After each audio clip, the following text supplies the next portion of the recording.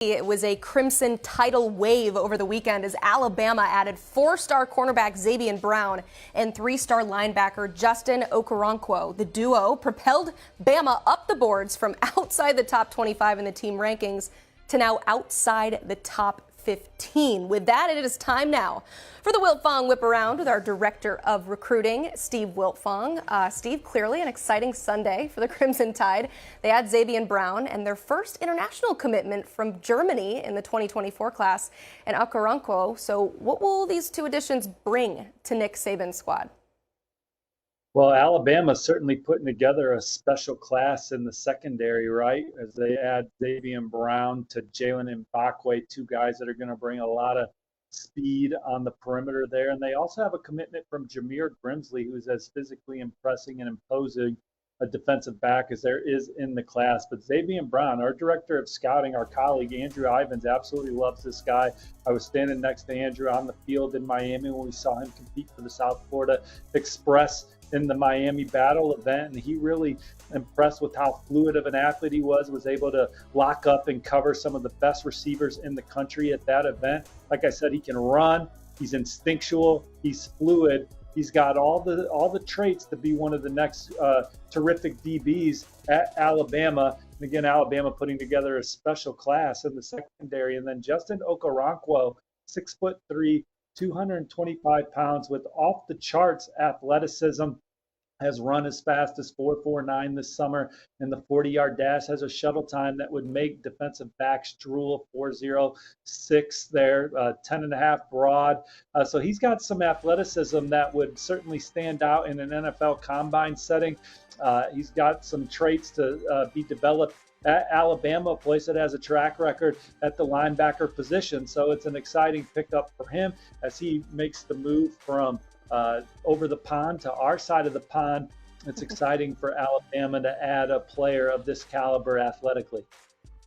Steve, we've been talking a lot about Georgia. We've been talking a lot about Ohio State, but here comes Alabama regaining some momentum here with the commitments of these players, and they could be on the verge of adding some more buzz. Casey Poe, 4-star offensive lineman, is set to reveal his choice on July 12th, and then 4-star tight end Caleb Odom is also set to come off the board very soon on July 15th. Both are crystal ball picks for the Crimson Tide as things stand currently. Where are you leaning with these two top talents? Yeah, my picks are on Alabama right now for both Poe and Odom. Let's start with Casey Poe. Talked to him last week about what he was looking for in a school, and the first thing he said was a place where I can develop to be the best possible player I can be. And he took a lot of visits: Auburn, Clemson, Georgia, LSU, Oklahoma, Texas Tech.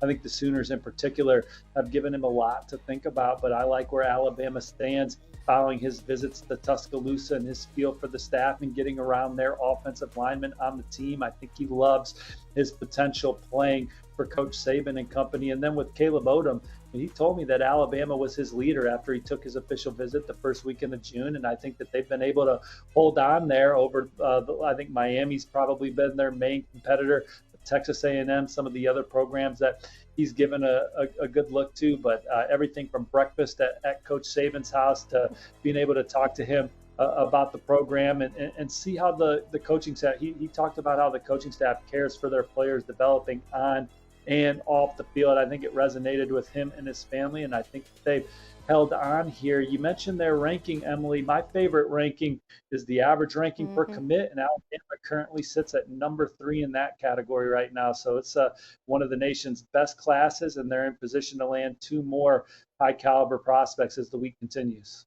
You see that average player rating, 93.2. That is up there in the top 5, as you said. But wait, there's more. The Tide are also in on 4-star linebacker Demarcus Riddick out of the state of Alabama. He intends to announce his decision on July 26th. He's currently committed to Georgia, but it looks like it's maybe an Iron Bowl battle between Auburn and Alabama to potentially flip him. So where are you leaning for the number 3 backer? Yeah, I don't know. There's times where I'm leaning Alabama and said as much on our Bama site last week. But you talk to some other people and they feel good about Auburn. You talk to some people close to Demarcus and The Auburn Tigers should not be slept on here. I think that everyone's in conclusion that there's a good chance that he ultimately ends up somewhere other than Georgia, where he's been committed for quite some time. And Alabama and Auburn are both exciting options for him. He's had some great visits to Alabama's campus. You've seen him on the golf cart with Nick Saban riding around, but Auburn, Hugh Freeze, the fresh new program, Coach Etheridge, all those guys on the plains recruiting him. I think that Auburn is a program that should not be slept on for one of the most athletic second-level defenders here in this class. Georgia, as we talked about, if they missed there, they're still in on Justin Williams, Chris Jones, and Chris Cole, among others. Steve, there's another notable commitment coming up later this week. Keelan Adams, the top. Oh, looks like Pittsburgh, South Carolina, and Virginia Tech. What's the buzz on Adams heading into the reveal? Well, our colleague Brian Doan and I have been working this story for over a week now, and this morning we logged 24/7 Sports crystal ball forecasts in favor of Virginia Tech. South Carolina is the other program that we think is very much in the middle of this recruitment, and at times we've had the Gamecocks in pole position, so we'll see if there's some jockeying here down the stretch with his decision coming later this week. But Virginia Tech is an official visit to Blacksburg, time spent with Coach Pry and company, the commitment that Brent Pry, who's done a fantastic job his entire career of recruiting the DMV area, he wants to build up this Virginia Tech program to what it was at one point, with locally based players from the high school ranks. And that's attractive to Keelan Adams, who had a monster junior year there, nearly a touchdown every less than every 3 receptions. So he'd be a dynamic player for them on offense right now. And they just landed Chance Wiggins, and we think that they're in a great spot here for Keelan Adams. Let's head a little bit further south. The Noles have been crushing it in July so far. They've added 4 prospects, and you also have them crystal balled for 2 more. That's 4-star safety Micahi Danzy and 3-star offensive tackle Jonathan Daniels. So what has you feeling so confident about these 2 Florida natives? Yeah, currently 15 commits, number 15 class in the country. Jonathan Daniels, I've liked Florida State for him for quite some time. He's been a regular on campus. I logged a prediction for the Seminoles back in March for him. He's been back a few times. And I think that his latest official visit to Tallahassee the weekend of June 23rd, which came on the heels of a trip to Georgia, also went to Kentucky that much, just continue to remind him what he loves about the program. Alex Atkins, offensive coordinator, offensive line coach, is one of the premier position coaches and coordinators in the country, and that being tied together at Florida State is exciting. Coach Norvell, the way he resonates with top prospects, being genuine, being very present in recruiting kids, the connection that he has with the staff from Coach Norvell on down in the program trajectory has put them in great position. And this is a guy that Florida State identified early, prioritized early, and he's been at the top of their board. And I think that they're in line for big news from him going into the weekend. And then Micahi Danzy is obviously a local kid from Florida State University School there in Tallahassee. He's in our top 247, number 9 athlete overall, could play running back or in the secondary on the next level, but Florida State recruiting him as an offensive player that could run alongside Cameron Davis. Cameron Davis is one of my favorite running back recruits in the country, 5'10", 200 pounds, can make you miss, run between the tackles, be physical. If they can add Micahi Danzy to that, who's one of the fastest running back prospects in the country, that would be one of the best running back hauls any program's going to sign, would give them a lot of versatility, and those 2 guys would certainly complement each other well. Florida State could land some more good news this weekend, guys. You got receiver Kevin Levy out of Cardinal Newman High in West Palm Beach, Florida. Andrew Ivins reminding me earlier today how young Kevin Levy is. I think he's excited about his potential upside. I'm not ready to put him in Florida State's class right now. Louisville got an official visit the weekend of June 9th. Don't sleep on them. Illinois had some big recruiting wins lately, including a fast, explosive running back, Khalil Ballantyne, who Blair reported on. And then Rutgers got an official visit, so we'll see what happens there. I do not think Ashton Hampton, who's also a local kid, Micahi Danzy's teammate there at Florida State University School, I am not expecting him to pick Florida State Clemson's got some crystal ball buzz from our colleagues over there at the Clemson site, including Anna Adams and Corey Frabel. He also took official visits to Florida, Arkansas, and Louisville. So right now, I think he ultimately ends up elsewhere, but should still be an exciting weekend for Florida State with Daniels and Danzy trending their way going into their commitments. Fun time answering some viewer questions last week. Should we do it again? Let's do it. Yes. People hitting the like button, though? Yeah, no, he's not going to answer any of them unless you hit that like button, right? And subscribing. And subscribe. Like and subscribe. Do all the things. And then Steve will, respond with answering some of your questions. Let's go ahead and do that. Andrew is asking, Steve, do you see Dylan Williams being joined by Kamar Mathoudi and Justin Williams in 2024?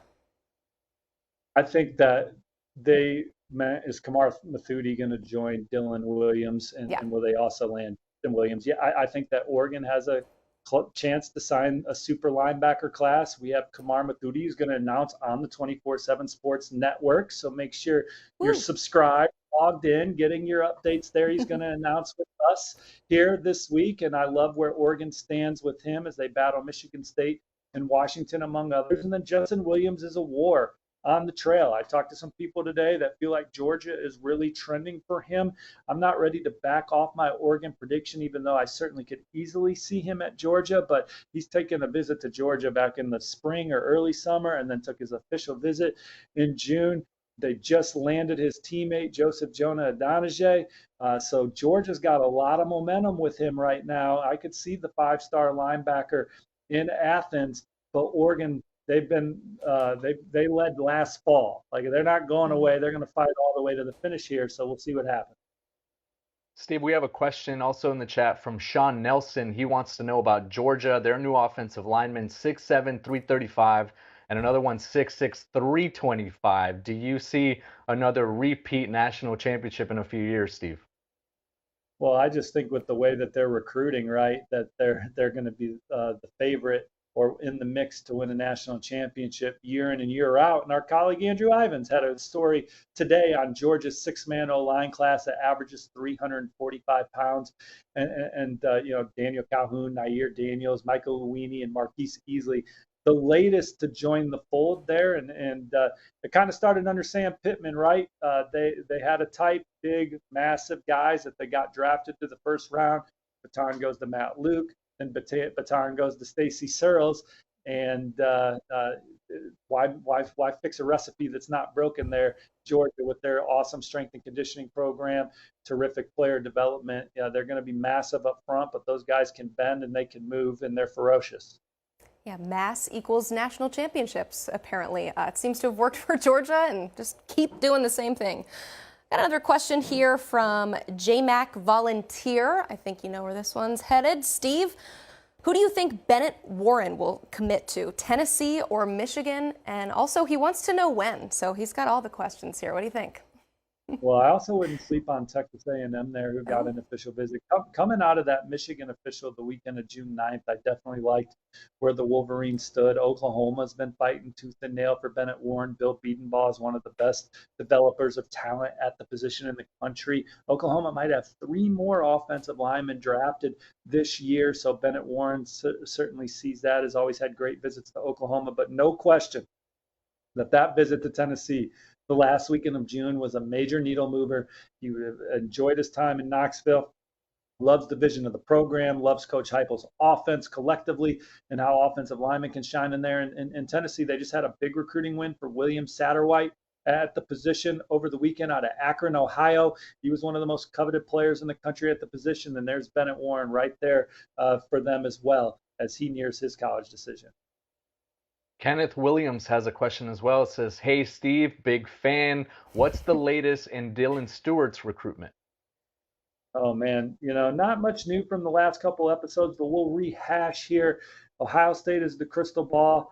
There's no question that he feels like that's a place that can develop him. Him and his mom really enjoy being around Larry Johnson and love his pedigree at the position.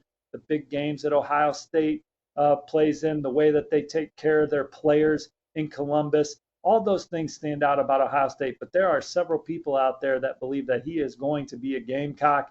He is expected back at South Carolina. at the end of the month here. He's expected to commit there in early August, and I could easily see him at South Carolina. And then there's Miami, who's not going to go away. This is a prize target for them.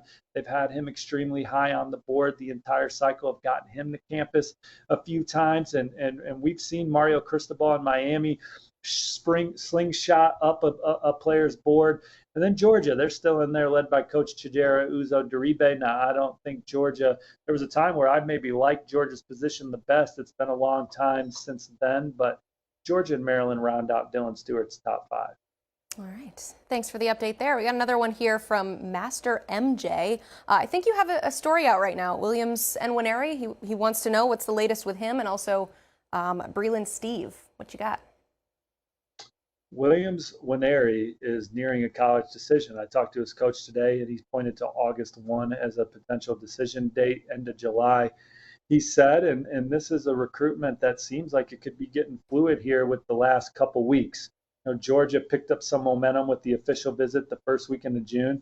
Then he was back there over the weekend of June 24th, and there's no question the track record of player development, the national championships, the relationship with Coach Chidera Uzo-Diribe has Georgia as a major contender here. But Missouri is putting on the full court press in state. They are a program not to be slept on right now for Williams Nwaneri or fellow 5-star Ryan Wingo as those guys continue through their process. And then Oklahoma, they've been the mainstay for Williams Nwaneri as we kind of change who the pulse is with Williams Nwaneri. We've almost always said in Oklahoma. His relationship with Coach Chavis and Coach Bates is second to none. Williams Nwaneri, I've talked to his coach today, Coach Jamar Mosey, who played at Oklahoma with Josh Heupel, among others, and he said Williams is a very quiet, chill guy. So for him to really open up with Coach Chavis and Coach Bates, he feels incredibly comfortable at Oklahoma. He's been there several times, and so while there was some momentum certainly in June for Georgia, I'm not sleeping on Missouri or Oklahoma for this young man over the next couple weeks in his recruitment. All right, that's an update on the number 1 and number 2 defensive linemen in the class, and a whole bunch of other stuff too. Steve, thank you so much.